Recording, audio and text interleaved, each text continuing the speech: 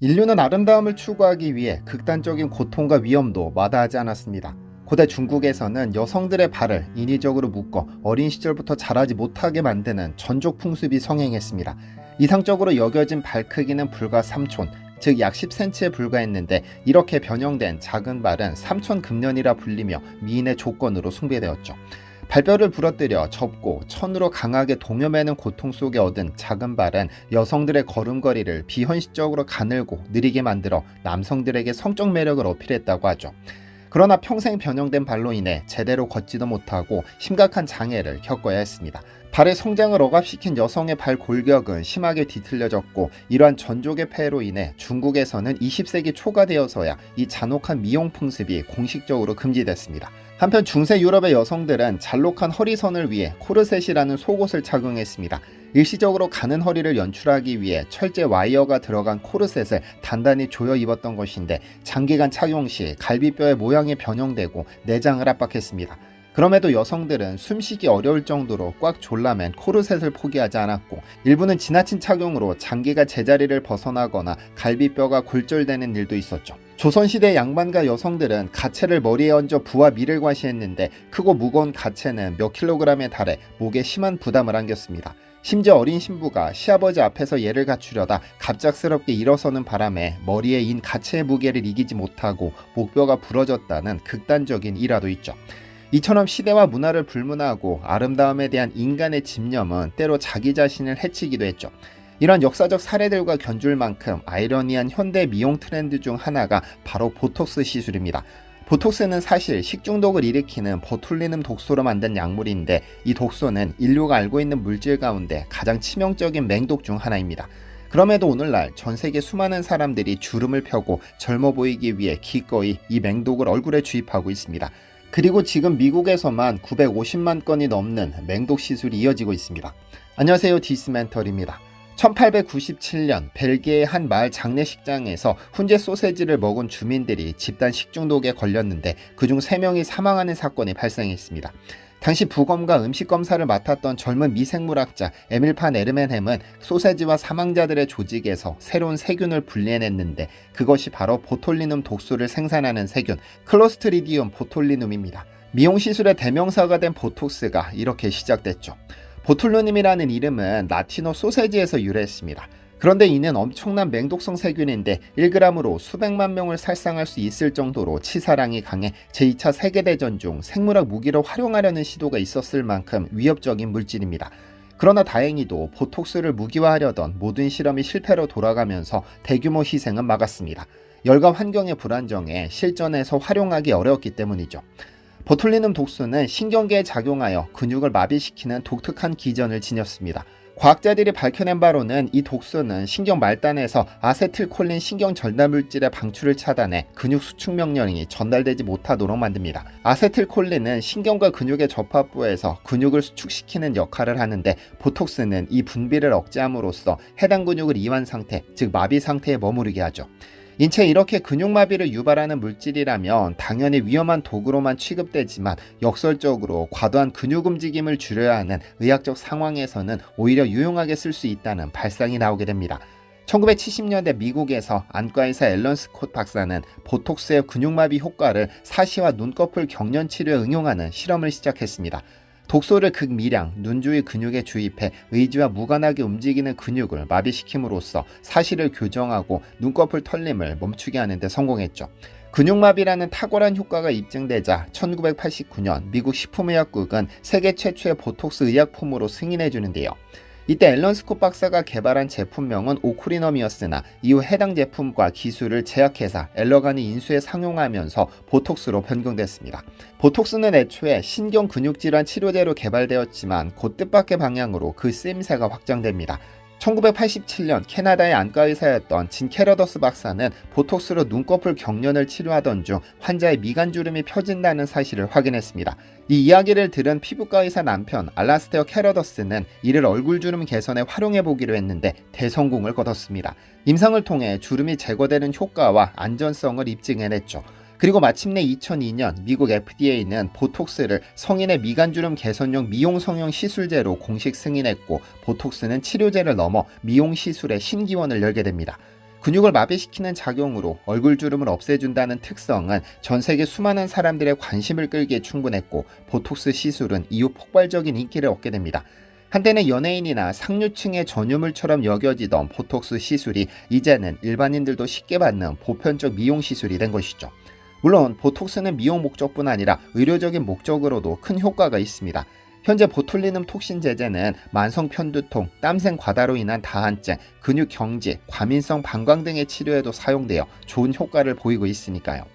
이처럼 인간의 목숨을 빼앗을 수도 있는 맹독이 적절한 용량과 기술을 통해 오히려 인류에게 유익한 의약품으로 재탄생한 사례는 보톡스가 대표적이라 할 수 있습니다.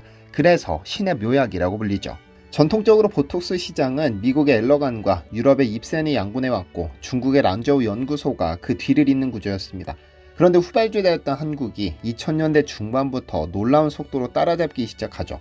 국산 보톡스의 효시는 바이오 벤처기업 메디톡스로 2006년 국내 최초, 세계에서 네 번째로 보톡스 A형 제제 시판허가를 받아 메디톡신이라는 제품을 출시했는데요. 메디톡스에 이어 2009년에는 휴젤의 보툴렉스가, 그리고 2014년에는 대웅제약의 나보타가 차례로 국내 개발에 성공하며 시장에 등장합니다. 특히 메디톡스의 메디톡신은 개발 초기 글로벌 보톡스의 원조격인 엘러간사와 기술 제휴를 맺어 공동 개발을 추진하는 등 한국산 톡신 기술의 가능성을 세계에 알렸습니다. 이렇게 2000년대 이후 국내 기업 3사가 보톡스 분야에 연이어 진출하면서 한국은 미국, 유럽, 중국에 이어 네 번째 보톡스 생산국으로 입지를 다지게 되는데요. 한국산 보톡스 제품들은 뛰어난 품질과 기술력, 그리고 합리적인 가격을 바탕으로 해외 시장에서 점차 두각을 나타냈습니다. 그 배경에는 국내 기업들의 지속적인 연구개발과 제조공정 혁신이 있었는데요. 예컨대 대웅제약은 나보타를 개발하면서 고순도 정제 기술인 하이퓨어 테크놀로지 공정을 도입했습니다.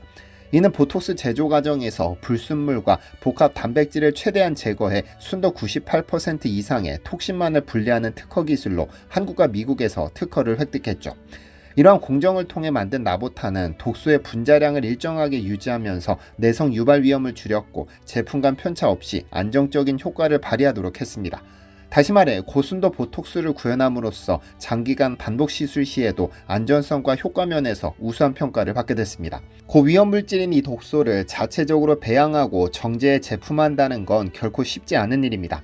정밀한 정제 기술, 안전한 균주 관리, 투여 단위의 극미 조절 등 고도의 바이오 기술력이 요구되는데 이를 충족시키는 나라는 매우 제한적입니다. 그리고 한국이 이를 성공시킨 것이죠. 보톡스에 대한 수요는 전 세계적으로 가파르게 증가해 시장 규모 또한 지속적인 성장세를 보이고 있습니다. 세계 최대 보톡스 시장인 미국의 매출 규모는 2023년 약 47억 4천만 달러에 달하고 이는 전 세계 시장의 절반 이상을 차지합니다. 글로벌 시장 조사에 따르면 미국 시장은 앞으로도 연평균 5% 이상 성장해 2030년에는 약 66억 8천만 달러에 이를 것으로 보입니다. 미국 성형외과학회 통계에 따르면 2024년 북미에서 실시된 보톡스 시술 횟수가 950만 건을 넘어섰다고 하죠. 전 세계 시장 역시 고령화와 미용 수요 증가에 힘입어 현재 약 9조 원 규모에서 2030년경 13조 원 이상으로 커질 것으로 예측되고 있죠. 이런 폭발적인 성장의 원동력은 주로 미용 시술 수요가 급증해서 기인하지만 근래에는 만성질환 치료 적응증 확대 등 치료 목적에 대한 수요도 늘기 때문입니다. 즉 주름 개선이나 얼굴 윤곽 개선 같은 미용적 사용이 시장의 절반 이상을 차지하면서 보톡스 대중화를 이끌었고 여기에 다한증, 편두통, 근육경련 같은 치료 분야에서의 사용이 늘면서 전체적인 파이를 키우고 있는 형세인데요. 보톡스 시술이 만들어낸 특유의 시장 구조도 주목할 만합니다. 보톡스는 영구적인 시술이 아니라 효과가 3에서 6개월 정도 지속되면 사라지는 일시적인 시술입니다. 한번 주사를 맞아도 시간이 지나면 다시 원래 주름이나 근육 상태로 돌아오기 때문에 만족도를 느낀 환자들은 반복적으로 시술을 하게 되죠. 이런 특성 때문에 미용 클리닉 입장에서는 반복 구독형 비즈니스 모델이 성립됩니다. 마치 정기적으로 미용실에 가듯 1년에 두세 차례씩 보톡스 클리닉을 방문해 시술을 받는 겁니다. 제조사 입장에서도 한번 환자를 확보하면 지속적인 수요와 매출이 발생하므로 고객 락인 효과가 큰 편이죠. 그런데 이 분야에서 한국은 독특한 모델을 개발해냈습니다. 피부 미용 레이저, 초음파 리프팅, 실 리프팅 등 기기, 시술과의 연계를 모색하거나 화장품 및 뷰티 디바이스와의 결합 상품을 출시하는 등 산업 전반에서 K-뷰티 생태계를 구축하려는 움직임을 보이는 겁니다.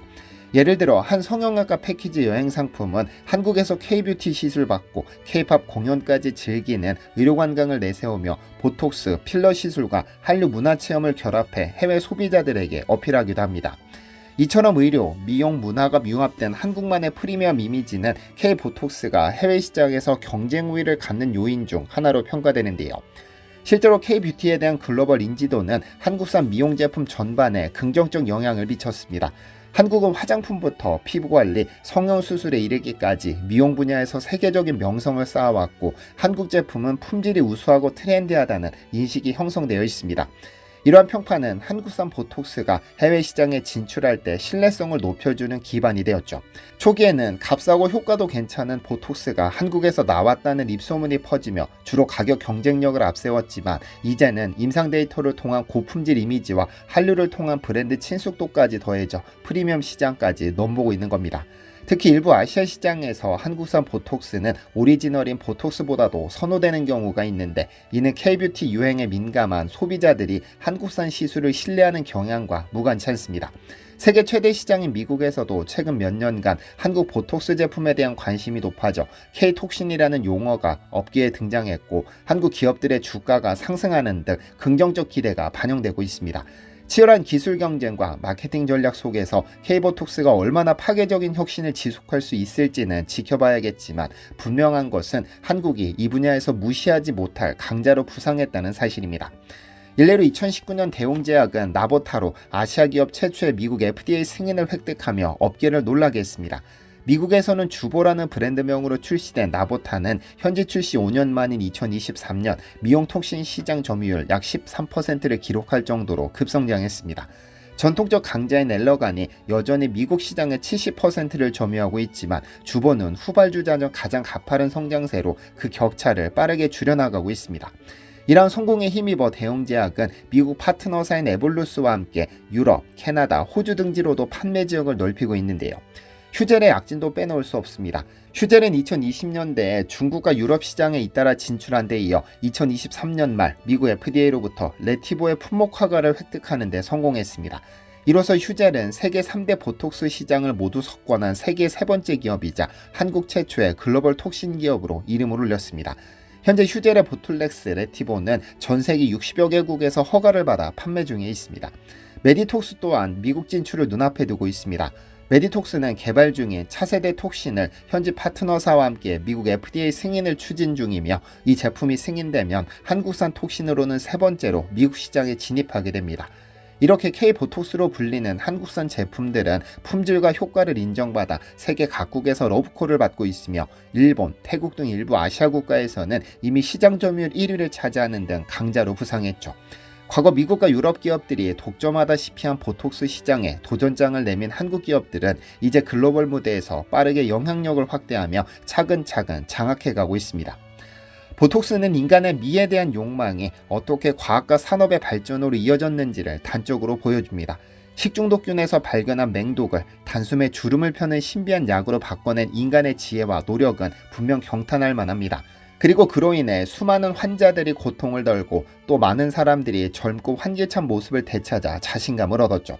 한국의 보톡스 산업이 세계 시장을 선도하게 된 건 역시 우리나라 바이오 기술력과 기업들의 열정적인 도전 정신이 만들어낸 결실로서 자부심을 가질 만한 성취입니다.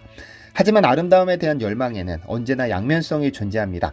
앞서 살펴본 전조, 코르셋, 가채의 사례처럼 과도한 집착과 외모지상주의는 큰 고통과 위험을 감수하게 만들기도 합니다. 현대 보톡스 열풍 역시 이러한 비판에서 완전히 자유로울 수는 없습니다. 주름 한 줄에도 불안해하며 끊임없이 시술을 반복하는 현상은 나이 듦에 대한 사회적 압박과 외모 차별이 밑바탕에 깔려있다는 지적도 있죠. 실제로 보톡스 등 미용 시술의 대중화로 인해 젊은 세대뿐 아니라 중장년층까지 외모 경쟁에 내몰리고 안티에이징이라는 미명 아래 자연스러운 노화마저 죄악시되는 분위기가 조성되는 것은 우려스러운 부분입니다. 미용 산업의 성장이 우리에게 아름다움의 더욱 획일적인 기준을 강요하고 있지는 않은지 되돌아볼 필요가 있을 텐데요. 그럼에도 아름다움의 산업화를 무작정 부정적으로만 볼 수는 없습니다. 미용 산업은 많은 일자리와 부가가치를 창출하는 거대한 시장으로 성장했고 의학, 약학 연구의 발전을 이끌기도 합니다.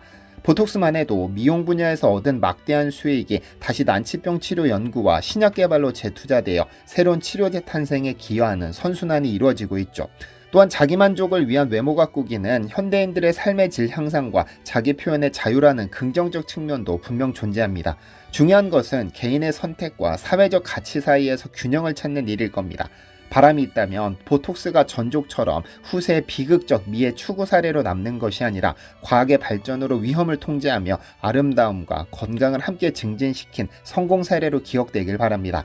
그리고 그 중심에 선 한국의 K-보톡스 산업이 앞으로도 안전성과 윤리의식을 최우선으로 아름다움의 가치를 건강하고 지속가능한 방식으로 이끌어 나가기를 기대합니다. 시청해주셔서 감사합니다.